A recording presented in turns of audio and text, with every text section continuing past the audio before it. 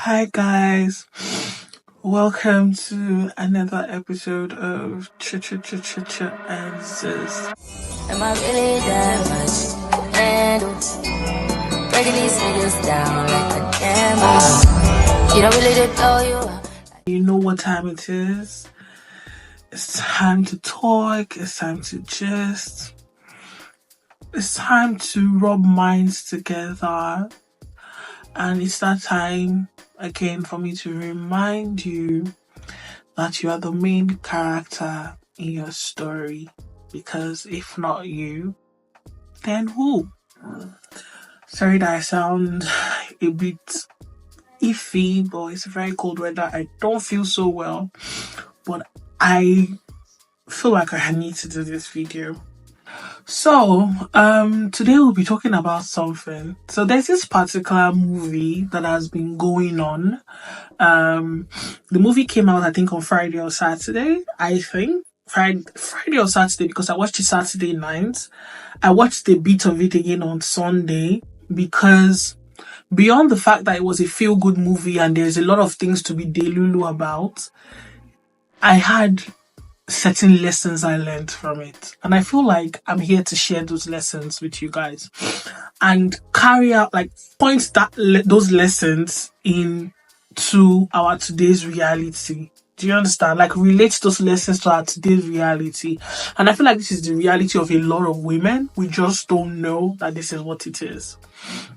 So the movie is the Omani Oboli's Love in Every Word, that was acted by Uzo Arakwe and Bami Bestowed, or Bam Bam.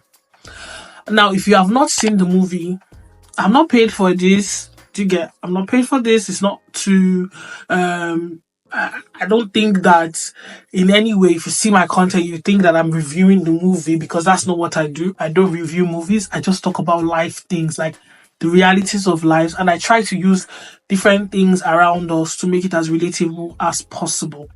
Yeah, so don't think this is an ad or something. If you've not seen the movie, watch it and watch it with an open mind. And actually, I've been going through social media and I've been seeing the men that have said they've watched the movie and are sharing it on, and I'm like, I see you guys, because I know naturally women will be drawn to it, but the men that are like, oh, they really like it, you know that they have a lot of love in their hearts. Like, their heart is so big. That's it. Because some people are very triggered by it. I don't know why. But in the ratio, the people triggered are smaller. And the men that have been so pro the movie, you will know they have so much love in their hearts. So I see you, kings. I see you, kings. Now, why am I talking about this movie? You know, growing up as a firstborn girl, there are certain characteristics that are very common to firstborn girls. We don't allow anybody do anything for us. We feel the need to always be in control. Even when we're tired and you ask, oh, do you need help? We say, no, I'm good. I'll sort it out. You know, you don't know how to be in rest. And I feel like, I know you don't know how to be in rest. You see it also play out in your relationship with God. You struggle to give up, to surrender. You understand? To let somebody else take it. And every time you say, oh no, I'm waiting for somebody that can lead me, blah, blah, blah, blah, blah. But the thing is, even when someone comes, you don't know how to let the person lead so that you can just relax your big back, largest your big back. You don't know how to do it.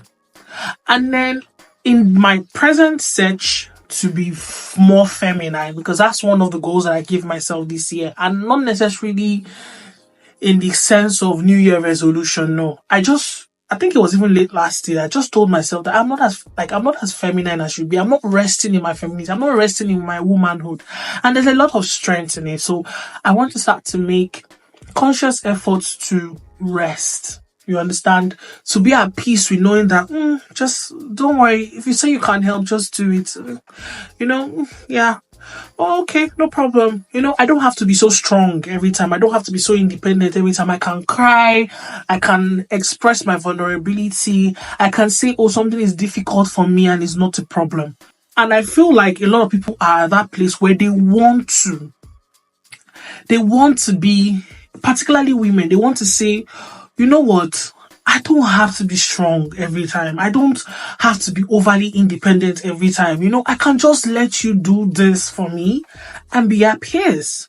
You know, a lot of people are at that place, but they don't know how to do it. And I could come here to tell you a lot of things, but I'm still learning myself. And one of the things that I know that I have tried to make a conscious effort for myself is when I speak over a certain decibel of my voice, I pinch myself. I tell people around me to please remind me if I'm speaking too loudly, you know, to portray a point. I pinch myself to reduce my voice, you know, reduce it, they're still gonna hear you. It's better for the person to say, oh, sorry, I can't hear you. I'd be like, oh, are you serious? Okay, I'm gonna say it again, but this time say it more slowly. Reduce your voice, you know? So that's why I'm talking about the movie. There were parts of the movie that resonated with me very well. And if you know that you have been on this search for so long on how to be feminine, and every time you said, you say, oh, rest, you can be soft but you can be firm. That's a very popular term. You can be soft but you can be firm. You can be soft but you can be firm. But you don't have a physical representation of what that means. I want you to watch that movie. I'm not talking about the part where Odogu Parara came into the scene. I'm talking about the part where she let her ex-boyfriend go. Do you see how she spoke to that man? She said, you know what? I'm done. Take off it. Take everything off you're wearing. Everything I bought for you. She did not raise her voice. She didn't sound screechy. She didn't shout, but she was firm. Because I promise you, that dude removed his clothes and she sent him out of her house that night, and she never spoke to him after that day because she was done. Like, do you understand? His behavior did not frustrate her out of her femininity, because oftentimes you could be very feminine. Then someone does something to you, someone triggers you, and before you know it, you're behaving ratchet. You're behaving like an agbero because you feel like, oh my, you know, you want to know, say, myself at the Chris, you know, myself at the Chris. You feel like you need to get to that point where you are showing that you can be crazy for people to change. And that sin did what for me? It told me that that's a bloody lie from the pit of hell. You don't need to exacerbate yourself to prove a point. Say what you need to say as calmly and as assertively as you can. And that's enough. Who doesn't hear it, who doesn't get it, can go to hell. Now, going forward, when Odogu Parara came into the scene, did you see what Bam Bam was doing? Or the character? And you know why I say Bam Bam? Because I feel like that character is who she really is. And if you watch The Big Brother, you will see how soft she was. I feel like that character is who she really is. She just played out herself for the world to see. She's soft, but she's assertive. And the fact that she's expressive about her vulnerabilities doesn't make her less of a woman. Come on now. Did you not see it? Okay, for those that have not seen, please go and watch the movie. Like, she will literally ghost Odogu. Like, a whole Odogu. She will ghost the nigger. Like, she will ghost him for days. She ghosted him for about a week plus. And then she just called him out of the blues. And she didn't dilly-dally. She didn't draw around. She just said, oh, Odogu, I've missed you. I've been thinking about you. Heck, I've been thinking about you all week. You've been on my mind. I can't seem to stop thinking about you, and I don't know. And besides, I'm working. I just said, you know what? Let me just hear your voice. Instantly, Baba did not remember that he was complaining to his friend. He forgot he was hungry. He became a fool in love. Instantly. He just went, Achalugo, what did you drink? What are you drinking? That was just him trying to curtail the way his heart was doing. Again. She will literally ghost the nigger. Because she wasn't certain about certain things. There are things she wanted to deal with, but every time, look at the end where she was talking about, she wasn't ashamed to express her vulnerability, because I don't know who told us that if we're vulnerable, it means you're weak. I don't know who sold us that lie. I really, really don't know.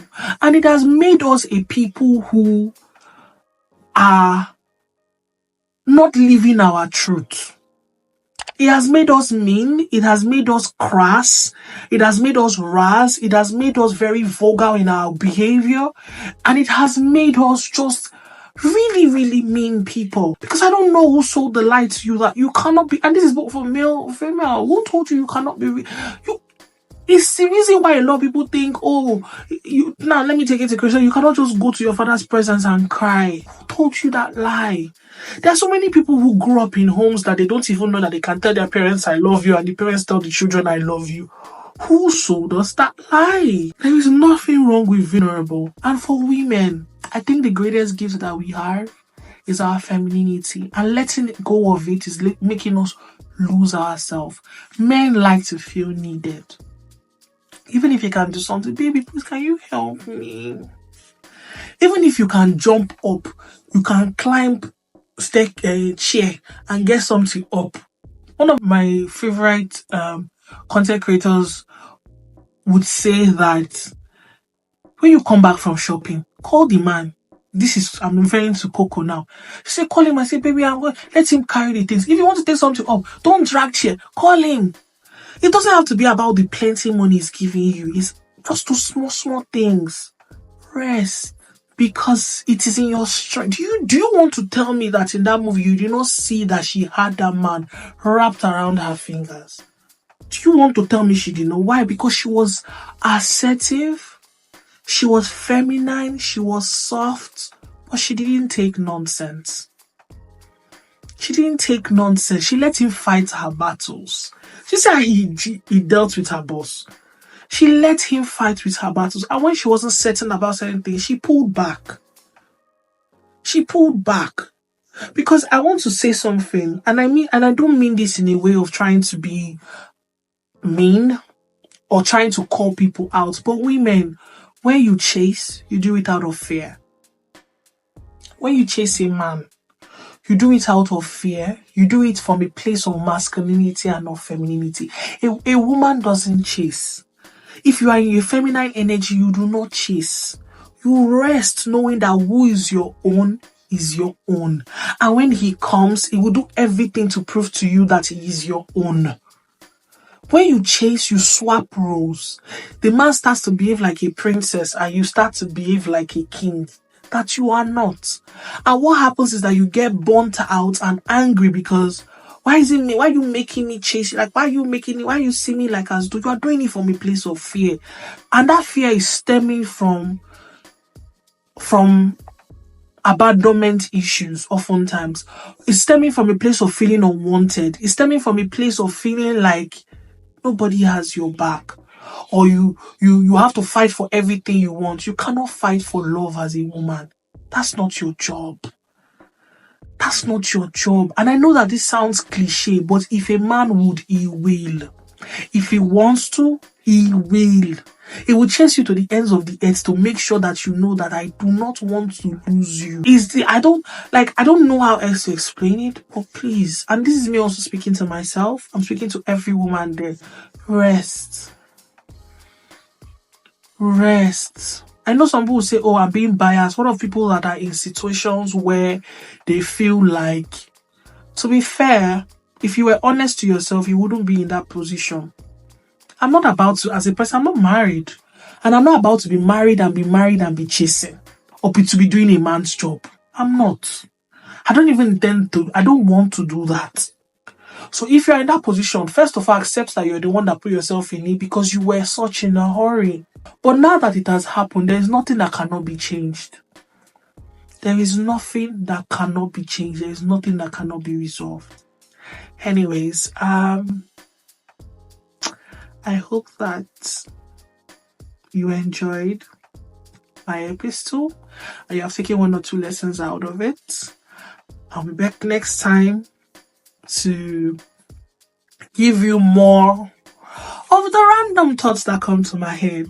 Thank you for coming to my TED Talk. But remember, as a woman, rest. As a human being, there is nothing wrong with being vulnerable. I love you.